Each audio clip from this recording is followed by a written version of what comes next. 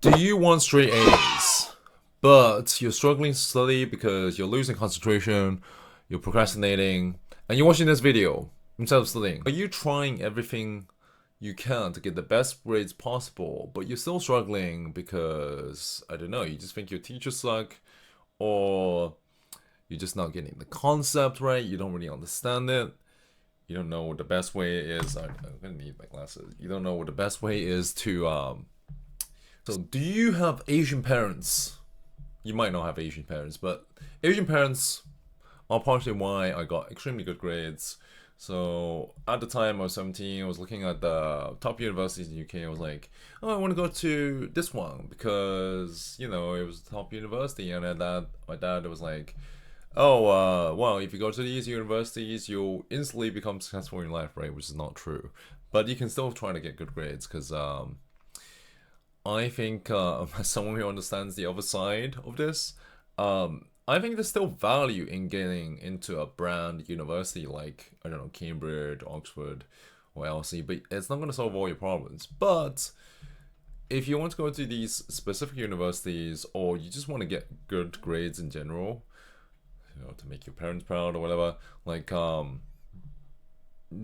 there are ways to do that. Because I was probably just an A student in maths. I probably would really go A stars anyway. But like it's more like a generic A student if I didn't study hard. But because I don't know, I lived in a particular area in the UK called Blackburn, it was really boring. I was just bored. I really was bored. So studying was my way of trying to get out that city. So I think in for certain careers like maybe a lawyer or doctor, or you want to get into investment banking or consulting, you're just interested in that. Like they do require you to get potentially to a brand school, but you don't. It's not the end of the world if you never get into it. It's just that if you have this ability to get good grades, you might as well just get them. I think the school system tends to train you into like becoming like it's called like, okay, it's gonna end up sounding like an entrepreneur video. If I start talking about how the school system trains you to be a factory worker, but that's basically what it does. But I would say, yeah, there's still value in getting good grades if you can do it. Like a lot of it is based on memorizing, um, and I don't know if there's an easy way to pass off that ability. So there's a lot of graphs, like especially in stuff like maths or economics, that requires you to memorize these graphs and draw out in the exam. And I tutored someone recently last year. It's pretty much the same questions that I got 10 years ago. So I studied my A levels probably in 2012, 2014. We're talking about 13 years ago. And I got over 90% in a lot of subjects, including economics, including chemistry, including maths, further maths. Some modules I got, pretty much 100, but it was 100 because of the way it scaled across the UK. Like, it's not like I actually got the full mark 75. I might have got 69, but I would have still gotten 100 off it. But anyway, in terms of like providing value, because some people are like, oh, you're just bragging about your scores, test scores. Okay, that's my ability to get good grades. But if I didn't study, probably would have just got B's and A's. Actually, now I'm older, I actually understand why there are students that just don't want to study, because studying is not really that interesting in a way. Is it recording? Studying's not extremely fun or interesting. Like, I'm doing this gym coursework, and I'm not really that, like, it's as asking them to memorize all the veins of every tube or whatever. Like, I don't feel like as a personal trainer you need to know every muscle name to be a personal trainer. Like, but that's what I mean. I feel I guess the recent content I've watched is like, oh, school trains you for the industrial age to become a factory worker. So that's why a lot of these jobs, even if you're like a consultant or banker, which you could potentially make a lot of money in, over 100K a year. I've met people who have done that. They've gone through the career track, they became a partner, um, and they're like millionaires from working the corporate life. Um, I guess they just bought loads of properties. But anyway, this is like I'm going off topic, but I think how do you get actually great straight A's? I don't know. It's partially genetics. I think I want to try to pass off that ability to obviously someone that wants to get good grades, but I think it's just like practice. It's possible that you might just not be really good at maths, and no matter how many times you practice maths, you just don't like it. Um, Maybe you just don't enjoy it. Then do a different subject. You don't have to. I don't think you have to do maths because in terms of actual practicality in real life, maths is not extremely useful. It does get into certain subjects like economics has a lot of maths, or if you do engineering, if you're doing computer science, maths is really useful. But if you just want to be a lawyer, you probably don't need maths. But if you're good at maths, then do maths, right? So I liked maths. I was good at it. If you don't like doing maths, obviously don't, you don't have to take a maths A level. So I liked it enough that I did further maths too. But yeah, and I would have told myself, yeah, just I think I asked someone on the open day like if it's worth further maths worth searching. I did a Google research and realized, oh, getting into if you have further maths is more easier to get into, like I think places like Cambridge and LSE.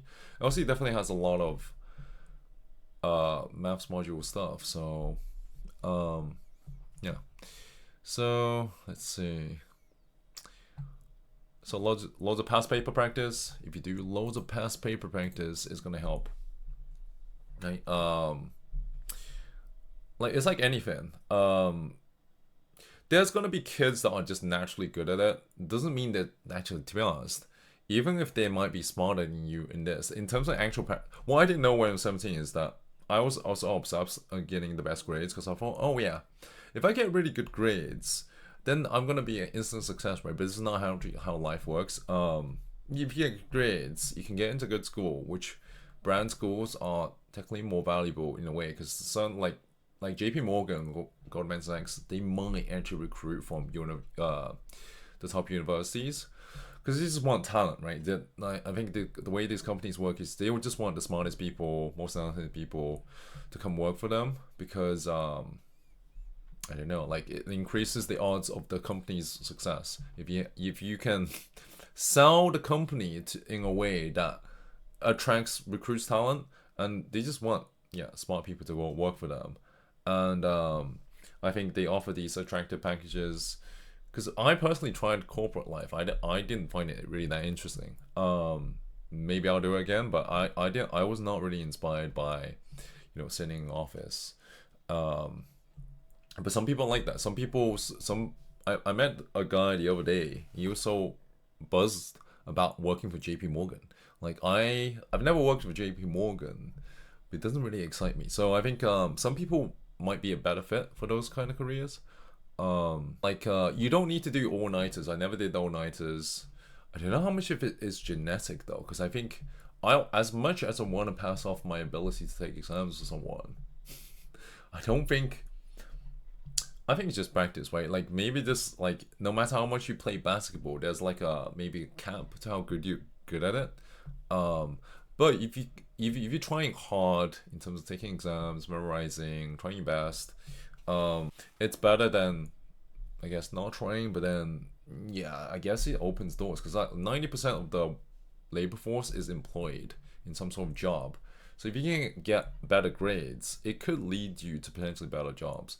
I think a lot of Asian parents preach, maybe like become a dentist, a lawyer, or banker, or like doctor is used a lot, and they tend to require good grades. But I'm not sure if an NHS doctor is really like the most, interesting or fulfilling career. Maybe if you're generally interested in that, you should do that.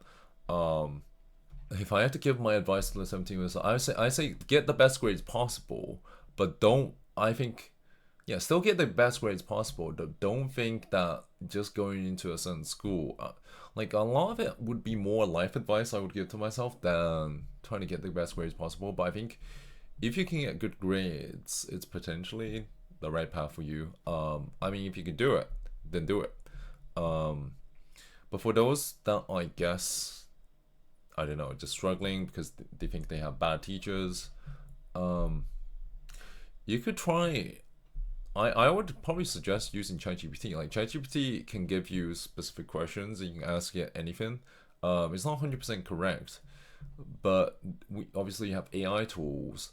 Um, I also offer tutoring services, so if you need tutoring, or if you want to be a tutor, DM me because maybe I can. I don't know. If you want to be a tutor, um, DM me because I probably try to market to more people and get clients. Um, anyway, so there's like a game to exams, right? It's just I think the reason why I got good grades is because I tried to get good grades, and obviously I had the Asian parents that emphasized on how important it was to get good grades. I think if I didn't have Asian parents that emphasized on how to get good grades, let's say I was adopted, I probably would have just got B's and A's. I was that kid that probably would have just got B's and A's, but because I tried to study hard, I got A stars. So there is a strategy. One other suggestion is just to look around in the class. Who's getting the A stars? Like, do you have anyone in your class that's consistently getting above 90%? Talk to them, ask them how they're doing it, ask them how they think.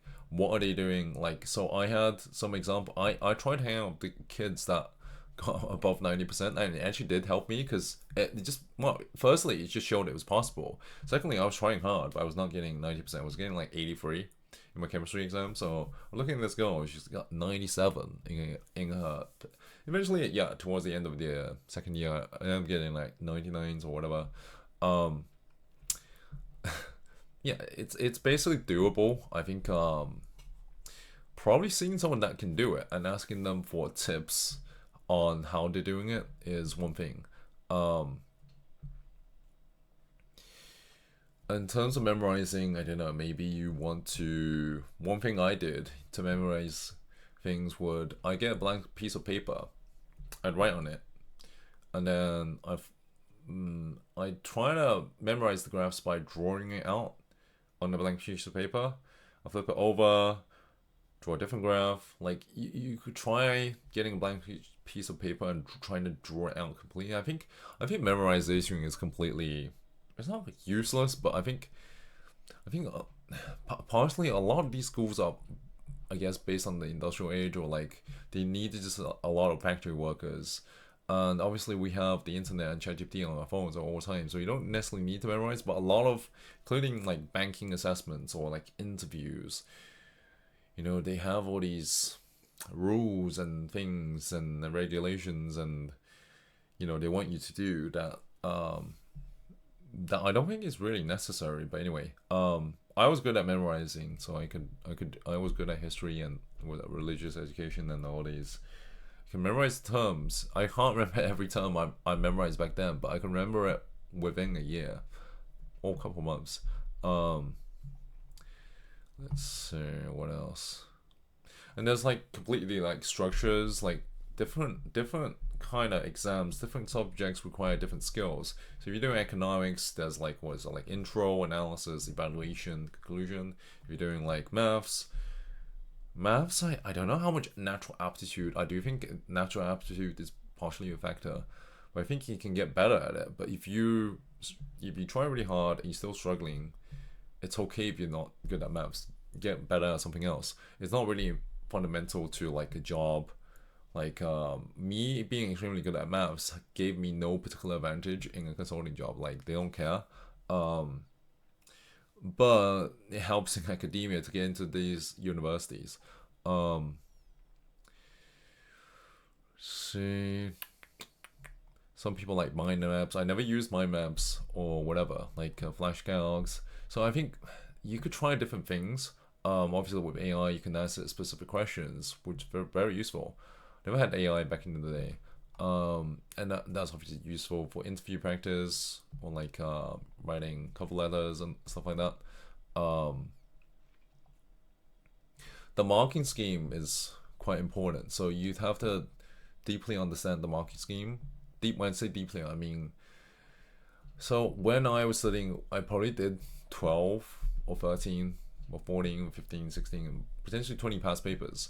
And once you've done 20 past papers, you get a sense of how the exam, you time yourself based on the exam conditions. Yeah, to be honest, I think I worked really hard when I was 17 to 18. When working hard, I studied pretty hard, but in terms of like actual financial benefits, like it's not like a level up within a game. So you're playing RuneScape, and you're leveling up to level 99, and yeah, you're not leveling up by getting good grades, but it does open particular doors in going to certain universities, and within that university you get experiences, right? So I enjoyed going to London School of Economics, but it wasn't really the best place if you want to do a company, if you want to do a startup, if you want to be a content creator. It's probably not the best place, but it's still worth going, and you have experiences. I think being a student is just so easy compared to being a job, because being a job is, you can have fun jobs. I have not tried enough jobs to find them fun, but like I think being a student was just so easy, because you just wake up when you want. Attend. You could choose to attend class. You could choose to attend lectures. But jobs are not like that. Jobs are more like, oh, you have to be here by 9 a.m. Or your manager has a talk with you. You have to attend these meetings. You have to like attend, potentially do this presentation or whatever. And it's not really like school. It's not really. I didn't like it. Some people might like it. But anyway, yeah. So good luck to taking exams. Don't worry too much if you can't get good grades. Like, try to get the best grades possible, because I do think it's useful, but it's not the end of life. You can still get work experience from cold calling people, cold calling banks. If you want to be an investment banker, you can cold email, cold DM, network.